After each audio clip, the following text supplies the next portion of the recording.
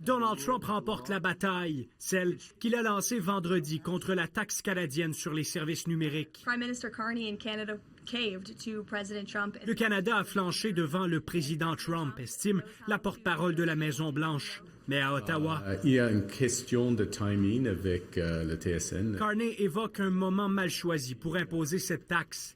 Résultat, le gouvernement canadien plie. Il la suspend à la veille du premier versement attendu, des milliards de dollars réclamés aux géants numériques, jusqu'ici épargnés par l'impôt au Canada. A big victory for our tech companies. Une grande victoire pour nos entreprises et nos travailleurs américains, clame Caroline Leavitt. Le gouvernement canadien fait volte-face, alors que quelques jours plus tôt, le ministre des Finances assurait que la taxe serait maintenue. Economically, we have such power over Canada. Mais depuis, Donald Trump a rompu vendredi les négociations commerciales avec le Canada People don't realize Canada is very nasty to deal with. et a enfoncé le clou dans une entrevue, jugeant que le Canada est un partenaire désagréable à la table. La pression devenait insoutenable. Hier soir, j'ai eu une bonne conversation avec Président Trump et nous avons convenu de recommencer les négociations. L'annulation permettra de faire progresser considérablement la négociation avec les États-Unis, selon le gouvernement. L'objectif, c'est de maintenir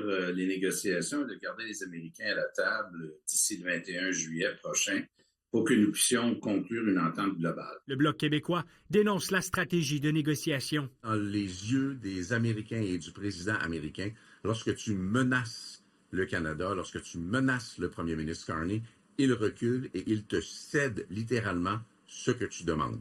Ce n'est pas une approche de négociation valable. Pendant ce temps, les regards se tournent vers le Royaume-Uni. Là-bas, un nouvel accord commercial avec Washington entre en vigueur lundi. Si Londres n'a pas réussi à faire tomber totalement les droits de douane, le gouvernement a sauvé sa propre taxe sur les services numériques. La Grande-Bretagne a quand même réussi à conclure une entente qui n'est pas idéale, mais une entente qui stabilise la relation économique entre la Grande-Bretagne et les États-Unis. C'est ce que nous cherchons. Marc-Antoine Lemoignan, TVA Nouvelles.